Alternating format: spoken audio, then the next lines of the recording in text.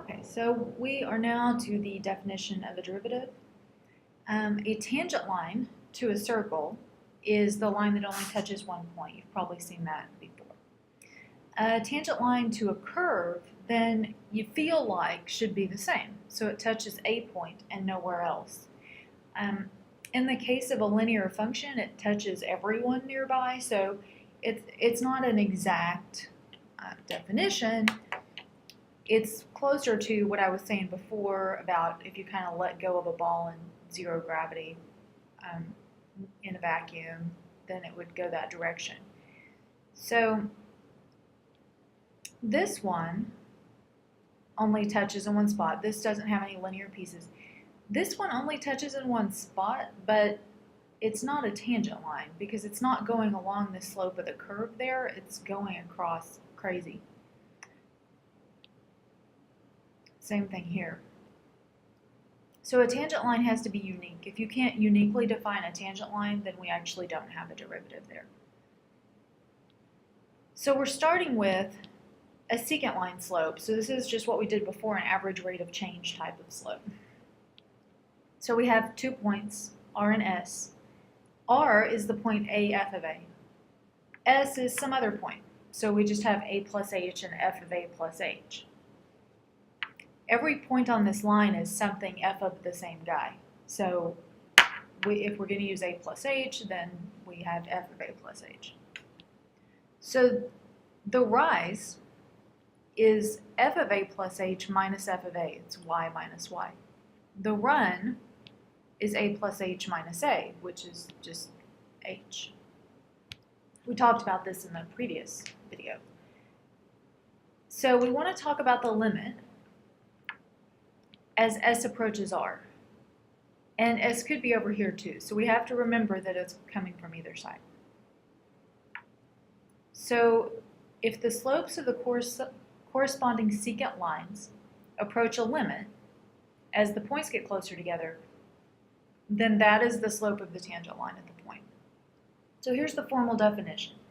We're just taking, and I think I mentioned this in the previous video also, we're taking that difference quotient and then taking the limit as h approaches 0.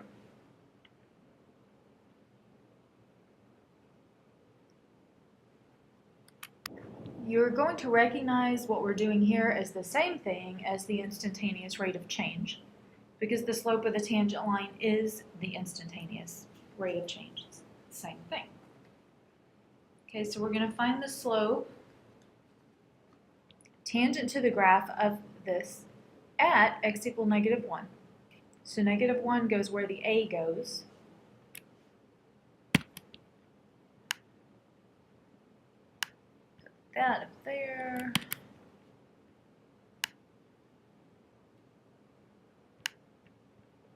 So finding the slope of the tangent line is the exact same thing as finding the instantaneous rate of change. So we've got limit as h approaches 0, f of -1 plus h minus f of -1.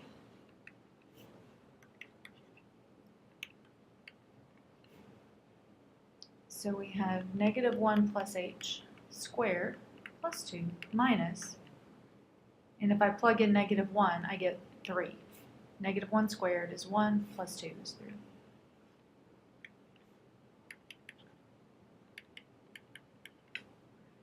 So 1 minus h plus h squared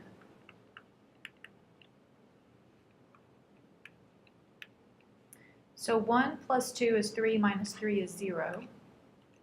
And don't forget that if your constants don't all cancel, then something's wrong in your algebra.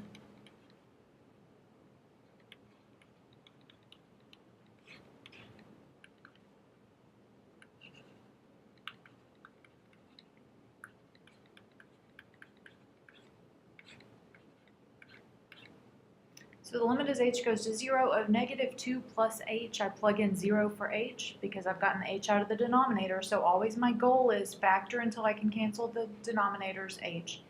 Then just plug in. So the slope of the tangent line, which is also the instantaneous rate of change, of this function at x equal -1 is -2.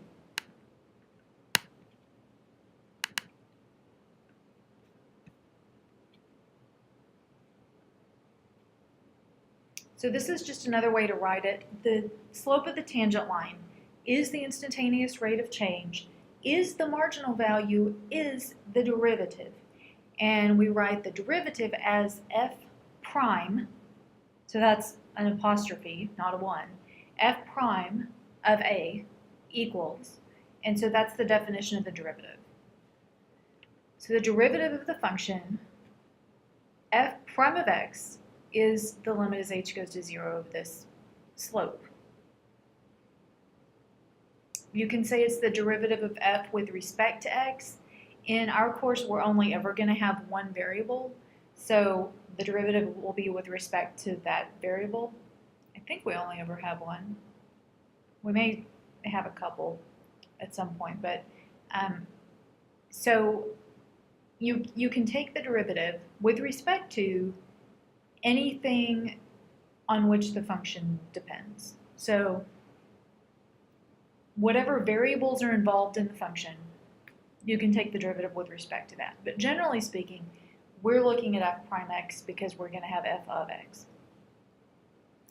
If x is in the domain and f prime exists, then we say it's differentiable. So taking a derivative is called differentiating. So if I can take the derivative, then it's differentiable.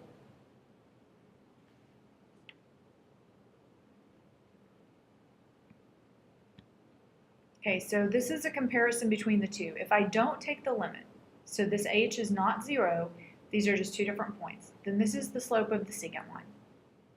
If I do take the limit, it's the slope of the tangent line. The secant line goes between 2 points, the tangent line goes through 1. If I don't take the limit, then it's an average rate of change. If I do take the limit, it's an instantaneous rate of change. If it's a position function, then those are average velocity and instantaneous velocity because a velocity is a rate of change. I can also figure out the average rate of change in cost or revenue or profit by not taking the limit and having two different points, or I can have the marginal cost, revenue, or profit by taking the derivative. So you can do this in 4 steps. You can find f, this is just to keep it cleaner, really. So you find f of x plus h, and then you subtract f of x from that and clean it up as much as you can. Then you divide by h, and then you let h go to 0. You plug in 0. Okay, so we're going to find, in this case, instead of having 3 plus h, because it's asking for f prime of 3, so you could do f of 3 plus h minus f of 3. But instead, we're going to find the derivative as a function of x and then plug in 3. It is usually convenient to find the derivative as a function of x instead of just finding the derivative at a point. So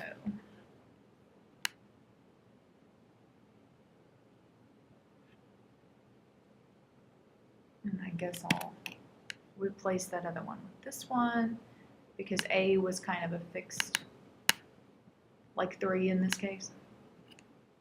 Okay. So we're going to take the limit as h approaches 0 of f of x plus h minus f of x over h. So I've just copied this down so far. Equals the limit as h approaches 0. Now I'm going to plug in x plus h. 6 x plus h squared minus 4 times x plus h, and then minus the function as it's written, 6x squared minus 4x.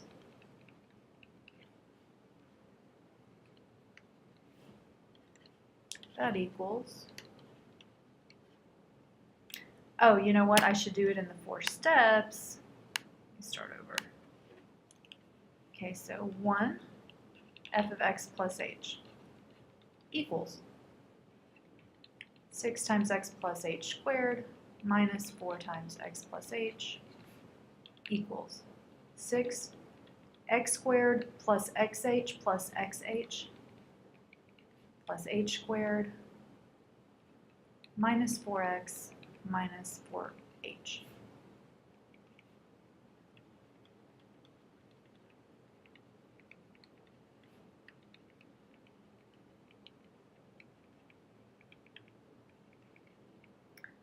Okay, I don't even see any like terms, so I think this is what we have. And then step 2, f of x plus h minus f of x is 6x squared plus 12x h plus 6h squared minus 4x minus 4h minus 6x squared minus 4x, oops, pretend that that's there, equals 6x squared plus 12xh plus 6h squared minus 4x minus 4h minus 6x squared plus 4x.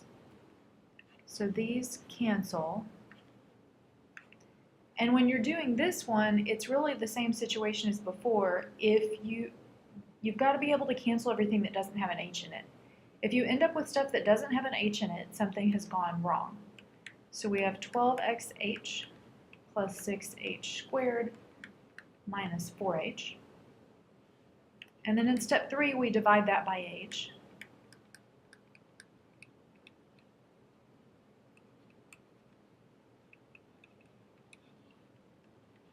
So that equals 12x plus 6h minus 4, just canceling one h from each of these places. So then 4, we take the limit as h goes to 0. I don't want to write this over again, so I've law equals. So now I'm just going to let h be 0, which means I'm left with 12x minus 4. So what that means is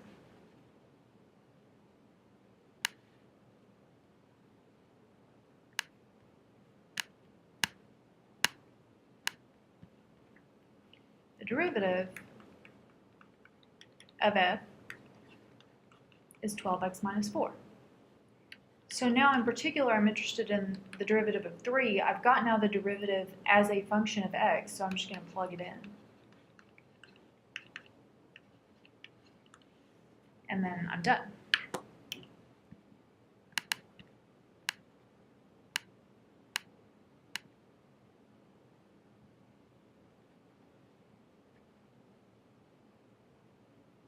Seeing how many I have here. Okay, so B.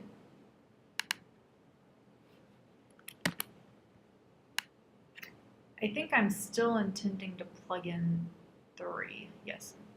Okay.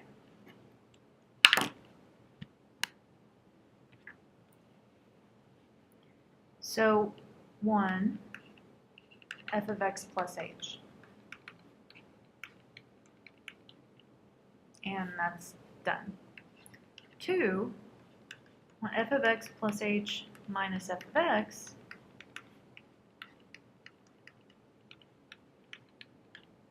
And this one, I'm going to need a common denominator.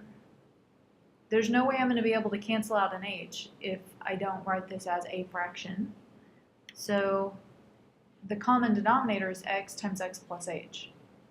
So 6 over x plus h times x over x minus 6 over x times x plus h over x plus h.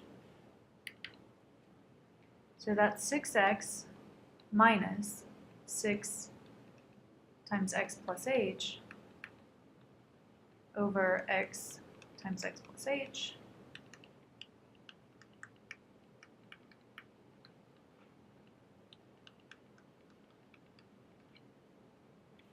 So 6x minus 6x goes away, so I have negative 6h over x times x plus h.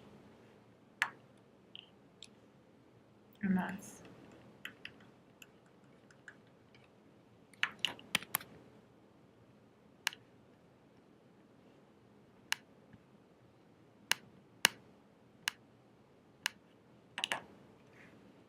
okay, so now step 3, I divide by h.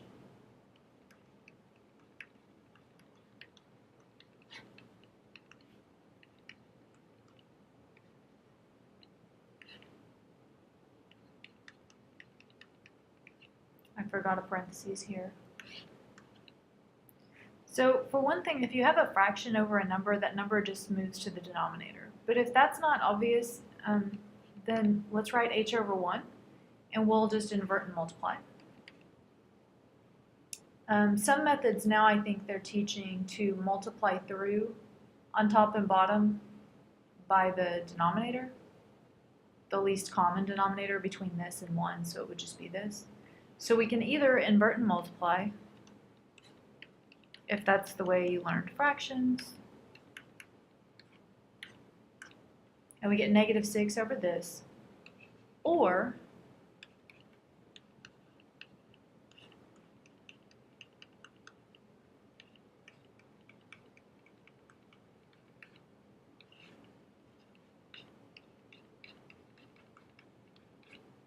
like this, so that we're just multiplying on top and bottom by this common denominator between 1 and this. So these two cancel, and those two are stuck. And we still cancel those h's, it's the same. Okay? So in either case, we have -6 over x times x plus h.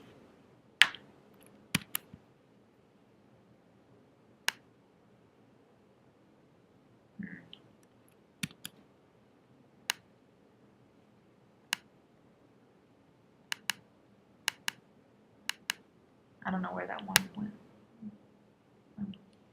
Okay. So this was f of x plus h minus f of x over h. That was this part. So now we're on step 4.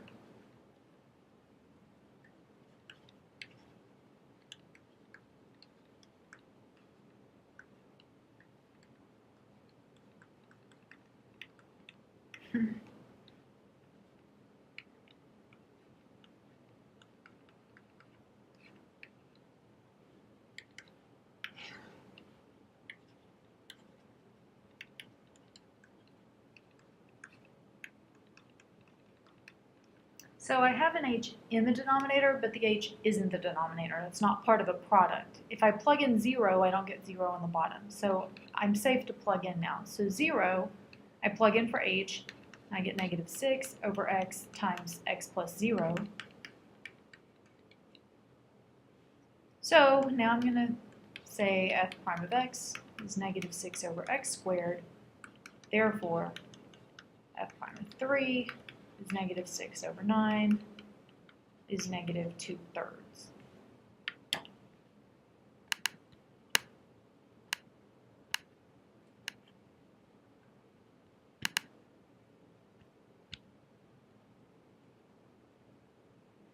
Okay, so last one of these is root x. Step 1. F of x plus h. Step 2.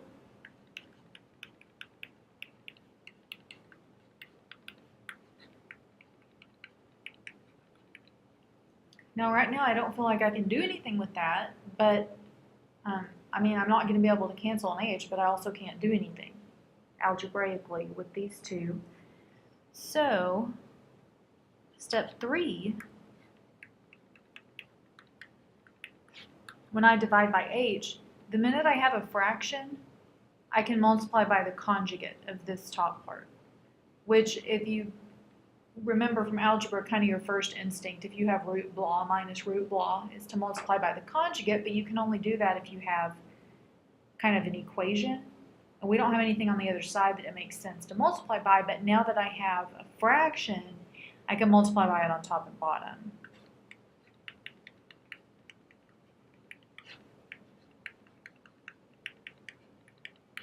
And one thing in calculus is there's not kind of an automatic setup in an, oh, it looks like this, so you should do this. Generally speaking, we're going to take the derivative, but like for this one, you've got an h on the bottom, you've got no way to cancel it, so you just got to try some stuff until something works. But when you see this, typically this should hopefully be your first instinct anyway. Okay, so root x plus h times root x plus h is x plus h. And then I have minus root x times root x plus h plus root x times root x plus h, which is the reason we do the conjugate. And then minus root x times root x. And then on the bottom here, we have h times root x plus h plus root x.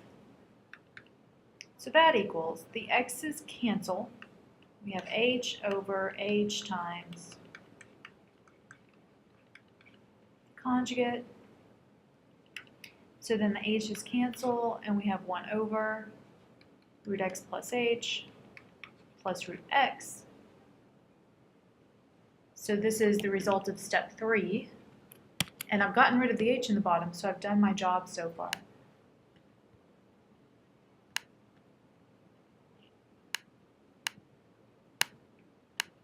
Now I just need the limit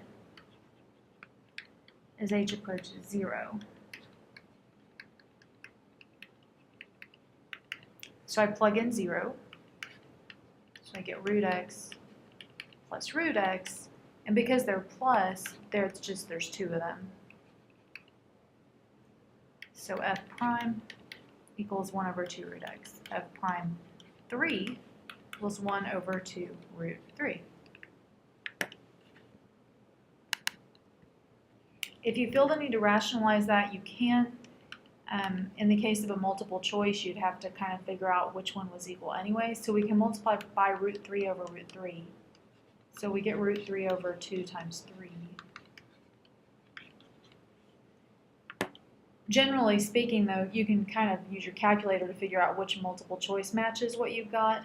And there's no rule that you really have to rationalize anything.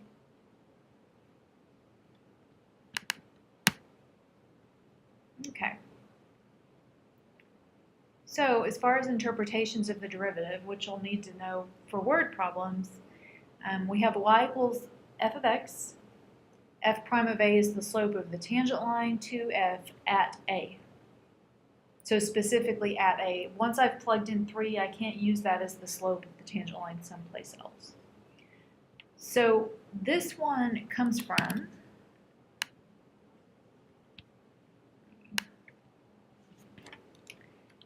you know that the slope is y minus y1 over x minus x1, rise over run. You've learned this before. So you have the point slope form. Point slope form comes directly from this, so that y minus y1 equals m times x minus x1. That's just multiplying by x minus x1 on both sides. So in our case, what we have is the slope is f prime of a, y1 is f of a, and x1 is a. This is the only point we know on the line, so this is the one we plug in. So we end up with y minus f of a equals m times x minus a. So that's where this comes from. It's just point slope form. And you don't have to start out in point slope form. You can write down slope equals, you can, whatever way kind of makes sense to you. F prime of a is also the instantaneous rate of change. It is also the marginal value of the function. And if f is position, then f prime is velocity.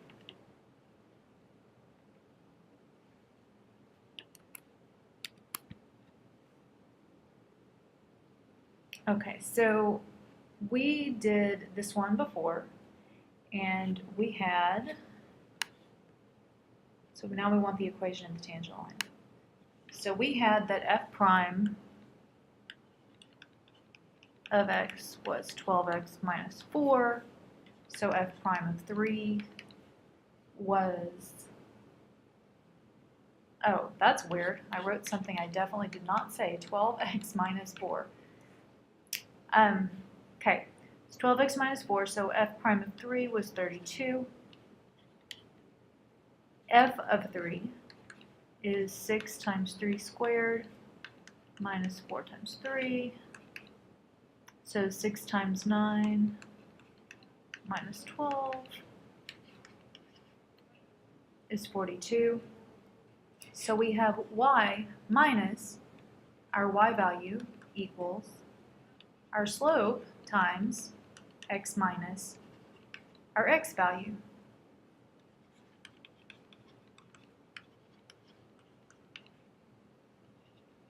Depending on what form you want it in, this is already in point slope form, which is perfectly acceptable form. I think a lot of people are very comfortable with slope intercept form, so I'm just putting it into that. So I'm going to add 42. Okay.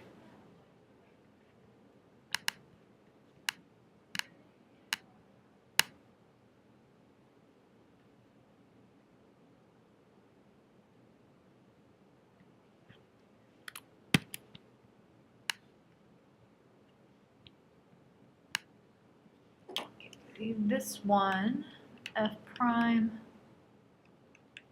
was negative 6 over x squared, so f prime of 3 was negative 2/3. F of 3 is 2, so y minus our y that we know equals the slope times x minus the x we know. So y minus 2 equals minus 2/3 x plus 2. So adding 2 to both sides. And again, this is acceptable generally as an answer. You could stop there.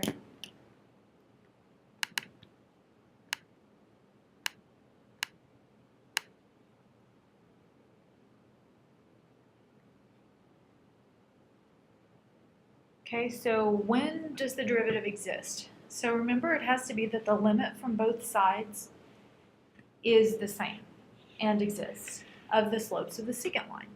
So f has to be continuous. If it's not continuous there, then those aren't going to line up.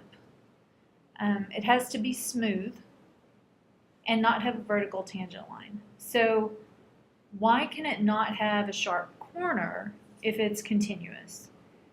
So basically, if I have a corner, then from this side, even if it's,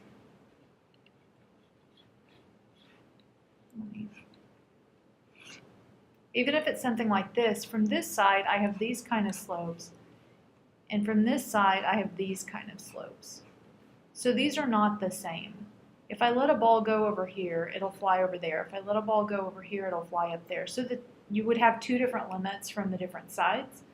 So you can't have a total limit, so you can't have a derivative. So the things you want to avoid are discontinuities, pointy places, and vertical tangents. And the reason the vertical tangent is a problem is that the slope is undefined for a vertical line. So if you have a function like this, there's a point here probably that has a vertical tangent. I was trying to make it so anyway, it's not really coming up. Heavens. Cube root 3 is what I'm trying to sketch here. There's a vertical tangent in there, where if I let the ball go this way, it goes upward, and if I let it go this way, it goes downward. So I can't define the slope of that line because it's vertical. Rise over run is like infinity over 0, so I can't define it. So that's why the derivative doesn't exist there.